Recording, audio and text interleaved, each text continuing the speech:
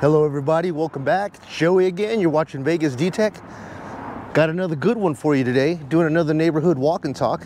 And today we're going to be talking about the potential uses and the potential ability for this whole water situation in California to be solved by the use of desalination plants, okay? But before we get to that, guys, man, I'm going to go ahead and give you the water report for today. And I'm seeing the decline happen, guys. That was my video yesterday.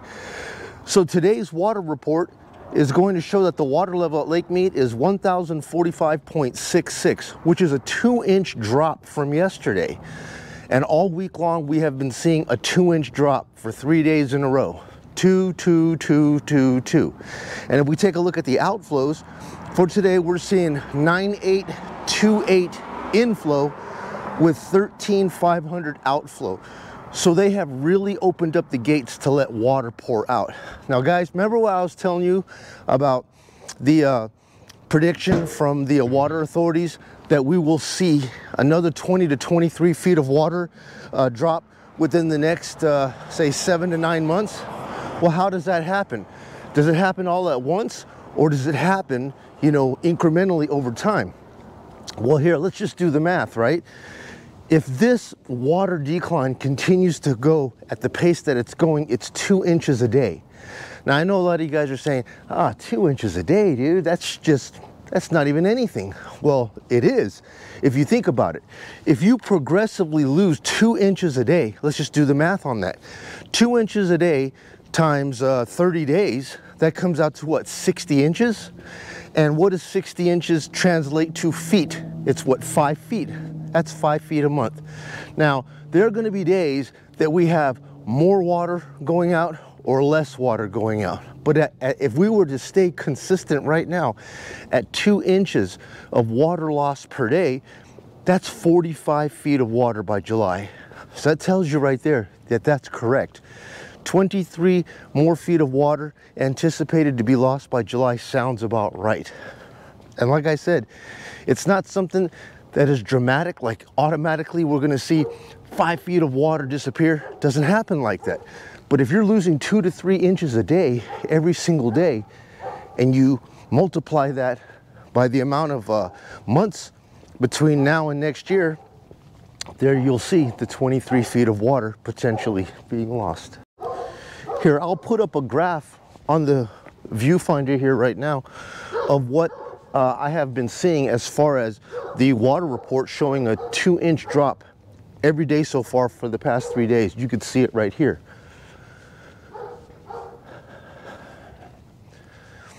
So anyways, guys, I've been doing some water studies here on desal, and I came across this one documentary that was showing just how much water, fresh water, we have access to in the world. And the report says that we have actual access to about 0.5% of fresh water. The rest of it can't be used, or, you know, has to be somehow treated. 0.5% of water. If you were to put that into like a bubble and compare it to the entire globe of Earth, that 0.5% of water is like a little teeny dot that would be 35 miles across. I have a little clip that explains it a little bit better. Here, watch this. However, even though 71% of the Earth's surface is covered in fresh water, fresh drinking water is very scarce. In fact, we only have access to about 0.5% of the Earth's total water. If we rolled up all the fresh water in all the rivers and lakes into a single sphere, like a gigantic water droplet, it would only be about 35 miles wide. It feels strange to think that you could drive by all the Earth's drinkable surface water in only a half an hour doing 70 miles an hour, and it really puts things into perspective. Yeah, so if that's the situation right there, man, that we only have access to 0.5% of water, I can't imagine how water is not a commodity, fresh water, right? Now guys, let's take a look at this here. When we pull water out of Lake Mead to be used by the city, we just can't go out there and just dip buckets and just start drinking it. That water is it's got too much stuff in it. Brackish, dirty, whatever, it needs to be treated. It's got to go to a treatment facility first, and then it has to be clarified, purified, chlorinated. what have you, to be potable. Now, what is the difference really between having a lake in your backyard or having an entire ocean in your front yard, right? Now here, I went ahead and did a little bit more research, and I came across, you know, desal plants in California, which, you know, we've been getting a lot of red tape with people out in California that do not necessarily want to see desal plants on the beach. But let me show you how effective they really are. In Carlsbad, California, there's a desal plant out there that's been in operation since 2015. And that desal plant has produced already over 40 billion gallons of fresh water, drinking water, for the people of San Diego. The staff at the plant says that it literally cost them 1 cent per gallon to make water. 1 cent per gallon, guys.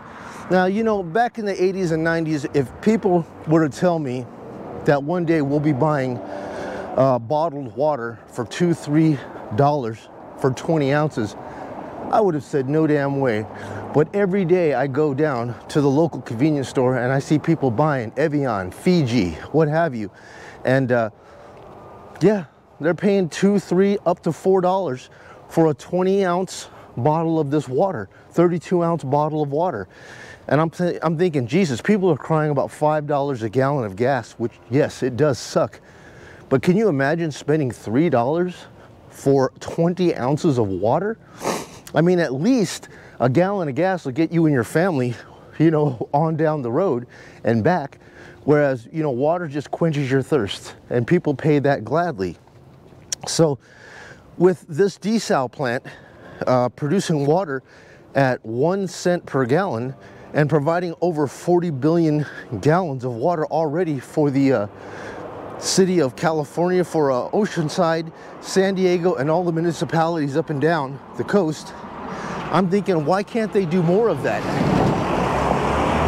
Now, I hate bringing politics into it. I was just talking with a subscriber named Shannon here, and you know, we had this little discussion about it sucks when you have to bring politics into water. And I told her, I was like, yeah, you know, I don't mean to make anybody mad when I bring up politics, but the fact of the matter is we can't address this situation with water without addressing the politics behind it, because so much of the red tape behind proposals getting put into play and conservation really happening comes down to politicians not wanting to give the okay. I know for a long time, my professors in school would tell me never ever bring up religion and politics, because that's the first way to get fried. So I'm trying to keep the politics out of it, but everybody knows this situation with the conservation of the Colorado, it's never going to be solved if we don't all cooperate and participate and agree, you know, politically. For the people that are in power that can make these things happen, we all have to cooperate in order to get things done. Now, when we talk about California, okay, I hate having to bring California into it, but when all the states are deliberating, the water authorities, it always comes down to who uses the most water, okay? Now, of the water that's being used, which is 4.4 million acre feet of water, California does consume that. They consume the most amount of water. Now, 40% of that water is consumed by residents and commercial, like restaurants, car washes, and so forth. And of course, what you drink at home. And then the other 60% is agriculture. Now, I ask you guys this question. You guys can just leave the comments down below. If California could cut its residential water use and dependence from the Colorado to say 20% of the 40 and use the rest of it with desal water, wouldn't this be an amazing thing? Wouldn't that, putting 20% of the water back into Lake Mead and leaving it there, or more, because you can actually pull from your oceans and get unlimited amounts of fresh water being desaled from the actual ocean, wouldn't that be a viable source and solve all of this without talking about putting in pipes from the Mississippi River and bringing in pipes from the Great Lakes and all this other crazy shenanigans which will never get passed simply because, again, politics and money. Wouldn't this be a viable source? I mean, Carlsbad is already doing it. You know what I mean? Now, I know a lot of people are saying, especially politicians, they're stating that the reason that they don't want to put in desal plants is because of the byproduct of desalination, which the byproduct is what? Brine, salt, okay? Now I ask you this, what is the byproduct of so many of the other things that we consume? All these plastic trash cans that you see around here up and down the street, right? What are the byproducts of all that plastic? What are the byproducts of all this rubber that is put on these car tires here? What is the byproduct of paint? What is the byproduct of any product that we consume daily? I think it's a lot worse than salt. Now, we don't necessarily need to take that brine and pour it back into the ocean. Because what ecologists say is that re-implementing the brine would make the coastline too salty and would kill off the wildlife. I don't know about that, man. I mean, I'm no ecologist, but I don't think that's the case. But nevertheless, let's just say that we had salt pits, right? There's a bunch of open areas that you could have and devote that to a salt pit. And I do believe that salt is a byproduct that man uses. I'm pretty sure we could take that byproduct of salt and somehow use it in foods, hell, in batteries, you know, somehow take some sodium bicarbonate or some type of sodium. Sodium has to be effective in many things that we use on a daily. So I'm certain that the byproduct of salt water, being that it's salt, can be used in some way, somehow. Let's just say marketing. You know, marketing is one hell of a thing. Imagining taking salt from California, packaging it up in blue packages and putting like Baywatch girls all over it saying California sea salt from Santa Barbara, California. And just imagine the world wanting to buy into such a thing. I mean, hey, if you can buy Himalayan sea salt, why not buy Santa Barbara, California sea salt? You know, and just have a bunch of Baywatch girls in bikinis on the front. Hollywood, California, salt, right? Who knows, man? I know I'm making fun of things, but just the potential of it, guys. I do not think that brine is typically that bad. And if you had open areas of desert where you stored it and then you found ways to use it, I think that this is very minimal as far as, you know, ecology for the environment is concerned. Because like I said, so many of the things that we use on a daily basis here has chemical byproducts that are way worse than salt. But what say you guys, man? What do you think? Do you think desal plants, you know, all along the coastline of California? I mean, in certain areas, of course, you know, coastline, nobody wants to give up coastline property because, you know, beachfront property is a precious commodity and a rich commodity, and nobody wants to see a desal plant there. But that plant doesn't necessarily need to be right on the beach. I mean, the intake pipes could go under the beach and go out into the water and be brought in maybe a half a mile or so to the actual plant. I mean, I'm not sure the whole engineering feats of how a desal plant could be implemented, but I'm sure it doesn't necessarily need to be right there on the beach. Or if there are certain areas of beaches that are not, you know, pleasant, I'm sure that those areas there could be implemented to have desal plants put in that nobody actually go to, or it's an off-limits area of a beach that would not be good for people to play. So what if California could cut its residential water consumption by 20% and just use residential water from desal, and then leave the 60% that they say agriculture uses, leave that to the lakes. Now let me tell you, I know California has the ability to make anything happen. California has the power, they have the money, they have the influence to get any of this done. Look, GDP, that state of California could actually be a country by itself. The GDP of California ranks and puts itself at like number 7, okay, around the world. If it was its own country, it would rank number 7 in GDP.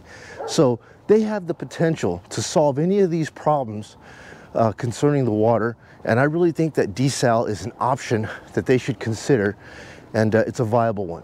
What say you guys, man? Do you think that it's you know, it's proper, and that we could actually solve the problems with water by desalination in California? I'd like to hear your thoughts. Well, anyways, guys, that's all I have for you today. Just wanted to get out here. Weather is actually nice. I think we're back up to about 68 degrees today. No wind. You can look at the sky. All that cloud is gone, so I can actually come out here and talk with you. Hey guys, yeah, that's it, man. So if you guys got anything out of this information here, man, if it was beneficial or useful to you, please share this with your friends, colleagues, family members, and give me a thumbs up. Subscribe if you haven't done so already. I appreciate all that. I will get this video edited and out to you as soon as possible, and look forward to reading your guys' comments, okay? So anyways, folks, I'm Joey. This is Vegas D-Tech. You guys be well. I'll talk to you guys later. Take care now.